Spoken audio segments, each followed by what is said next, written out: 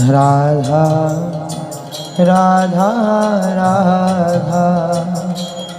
तो आप चाहे 20 मिनट ही जपिए, 10 मिनट जपिए, पर राधा राधा राधा राधा। तो देखा आपने, प्रेमानंद जी महाराज भी गीता जी में वर्णित अध्याय 8 श्लोक 13 व गीता अध्याय 17 श्लोक 23 में वर्णित मंत्र का जाप नहीं करते।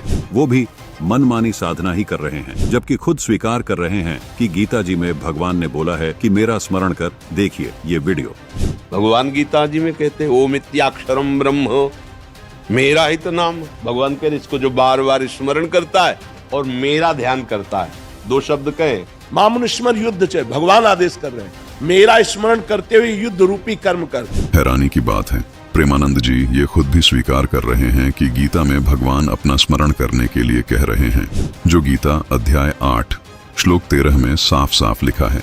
देखिए ये मंत्र जिसको स्मरण करने के लिए गीता ज्ञानदाता बोल रहे हैं, बावजूद इसके प्रेमानंद जी राधा राधा खुद तो जप ही रहे हैं और साथ साथ लोगों से भी जपवा रहे हैं। इसलिए हम कह रहे हैं इन धर्म गुरुओं ने सनातन धर्म का बेड़ा गर्क कर रखा है। दर्शकों, अब आपको एक वीडियो क्लिप और दिखाते हैं जिसमें प्रेमानंद जी महाराज अनिरुद्ध, कुछ भी हो जाए किसी भी तरह से शास्त्र विरुद्ध साधना नहीं करनी चाहिए। एक बार फिर सुनिए मतलब प्रेमानंद जी खुद इस बात को स्वीकार कर रहे हैं कि मनमाना आचरण किसी भी सूरत में नहीं करना चाहिए, जो कि ठीक भी है, क्योंकि गीता जी अध्याय 16 के श्लोक 23 के अनुसार मनमाना आचरण करना शास्त्र विरुद्ध साधना है। लेकिन दुख की बात यह है कि दूसरों को नसीहत देने वाले प्रेमानंद जी महाराज खुद राधे राधे मंत्र का जाप करके मनमाना आचरण कर रहे हैं। ये बात हम इसलिए कह रहे हैं क्योंकि गीता अध्याय 8 श्लोक 13 में केवल एक ओम अक्षर का जाप करने के लिए कहा गया है। अब आपको प्रेमानंद जी महाराज की इसी वीडियो का आगे का अंश सुनाते हैं कि केवल भगवत यशगान करने से ही मुक्ति मिल जाएगी। देखिए प्रेमानंद जी यहाँ साफ साफ ये कह रहे हैं कि मुक्ति प्राप्त करने के लिए आपको सिर्फ भगवान का यशगान सुनना है, इसके अलावा कुछ भी करने की जरूरत नहीं, न यज्ञ करने की, न तप करने की, न व्रत करने की और न ही मंत्र जाप करने की। अब यहाँ जहन में तुरंत ये सवाल आता है कि अनिरुद्धाचार्य को ज्ञान देने वाले प्रेमानंद जी फिर खुद क्यों राधे राधे मंत्र का जाप जप रहे हैं, व्रत क्यों करते हैं?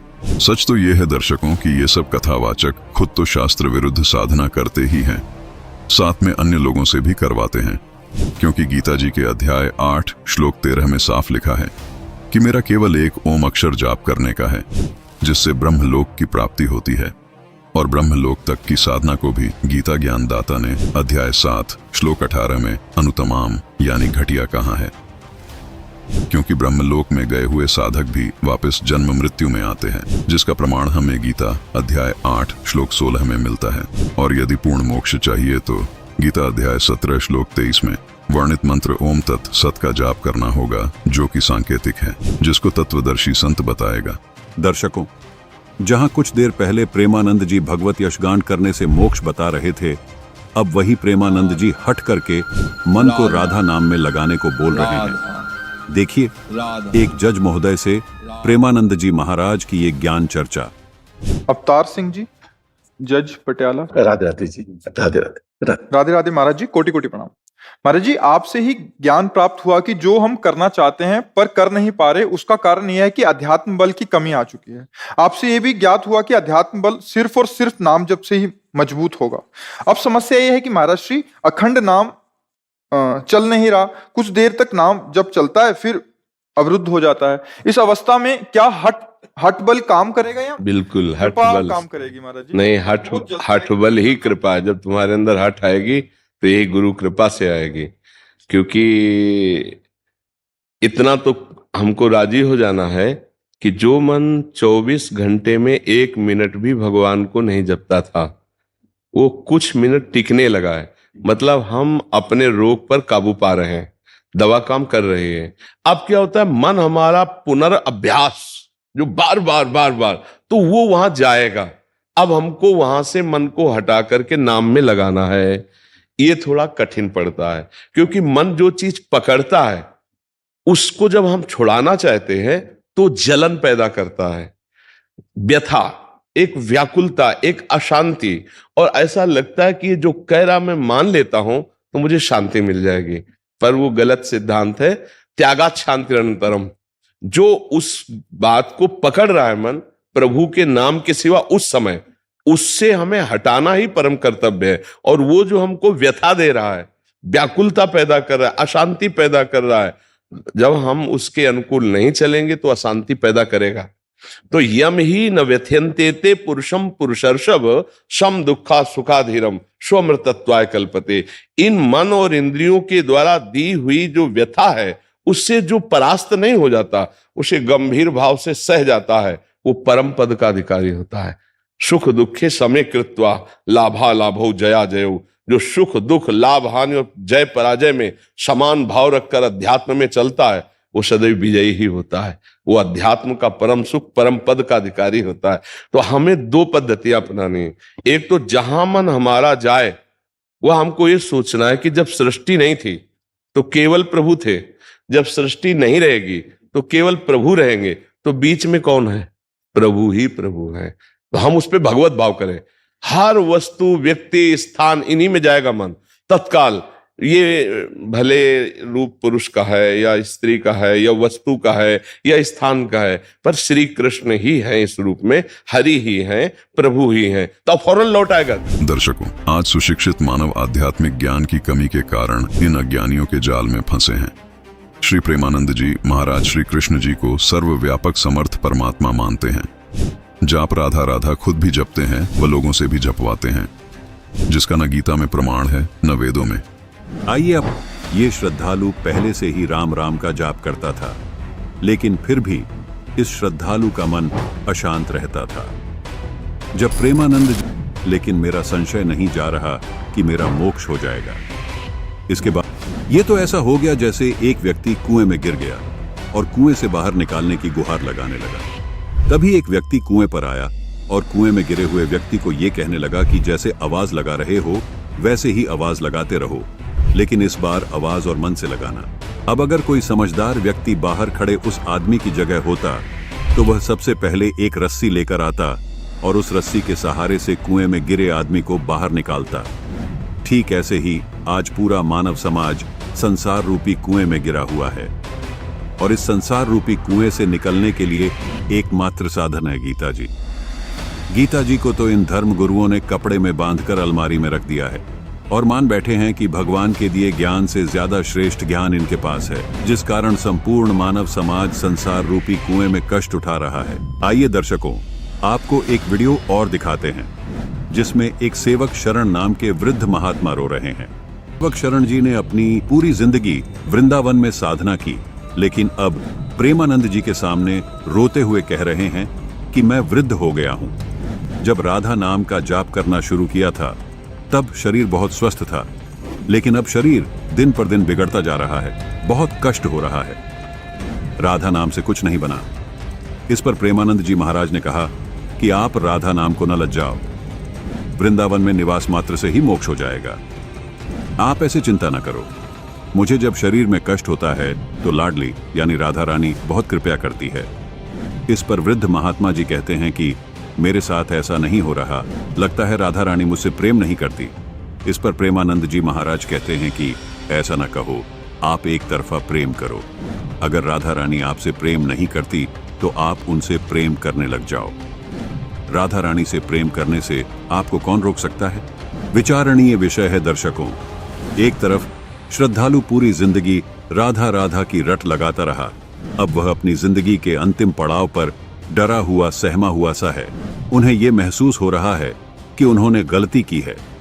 उनको लग रहा है कि जिनकी आराधना उन्होंने की वो उन्हें कोई लाभ नहीं दे पा रही, और प्रेमानंद जी उनको वापस उसी नाम की रट लगाने को कह रहे हैं। ये वृद्ध महात्मा जी बेबस महसूस कर रहे हैं क्योंकि उनको अब कोई ठोर ठिकाना नजर नहीं आ रहा। प्रेमानंद जी की किसी भी बात का असर वृद्ध महात्मा सेवक शरण जी पर नहीं हो रहा, क्योंकि ये सब बातें सेवक शरण जी अपने भक्तों को खुद बताया करते थे। सेवक शरण जी इतने दुखी है कि प्रेमानंद जी को ही भगवान मानने को तैयार है, लेकिन राधा रानी को मानने को तैयार नहीं है, क्योंकि राधा रानी की भक्ति करने से उनको कोई लाभ नहीं मिला। प्रेमानंद जी अज्ञानतावश उनको उसी कुएं में धकेल रहे हैं जिसमें ताउम्र ये महात्मा गिरे पड़े थे।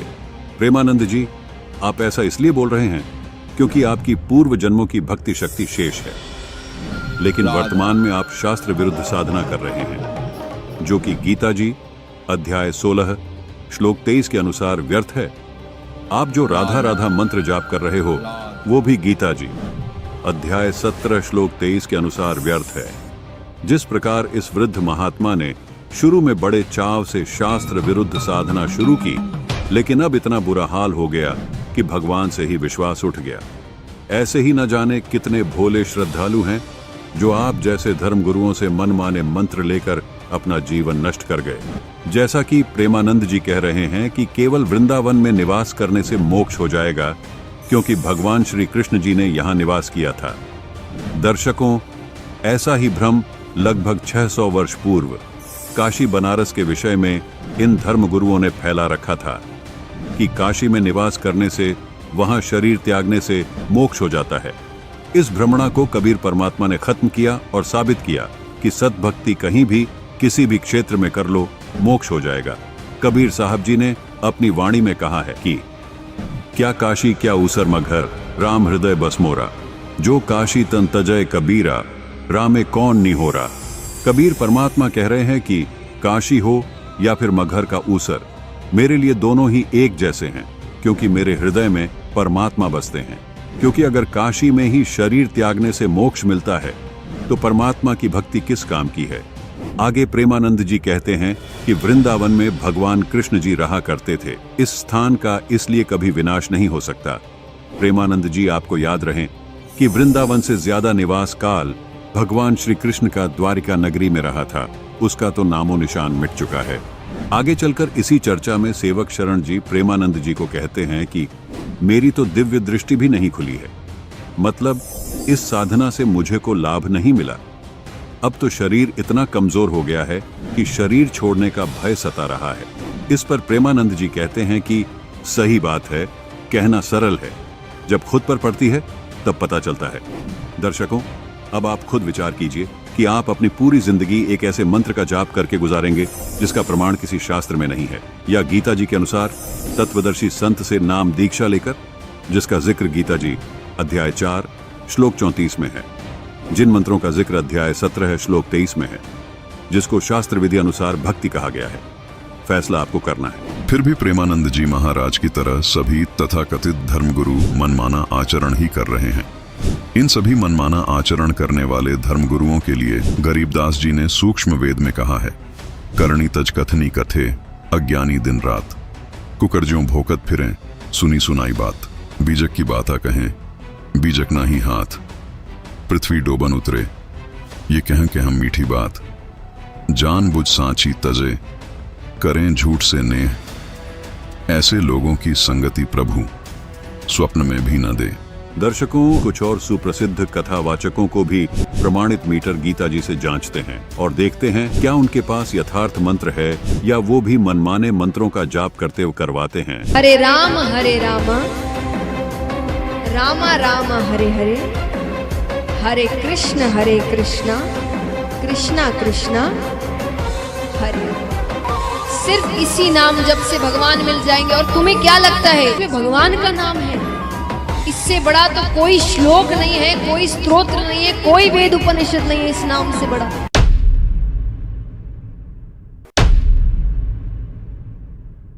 जाओ, जितने यहाँ विराजमान हैं, हम और आप शक्तियों को नहीं देख पा रहे, पर ये शक्तियां आपको देख पा रही हैं। जाओ, सबकी अलाय बलाय बालाजी के चरणों में बंध जावे। लेकिन रोज हनुमान चालीसा का पाठ कौन कौन पढ़ेगा?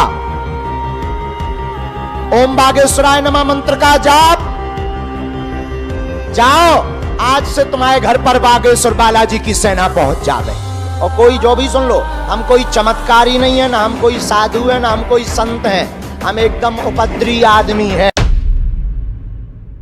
ये कथावाचक तो ऐसे हैं दर्शकों जो अपनी हर कथा में मंत्र बदल लेते हैं।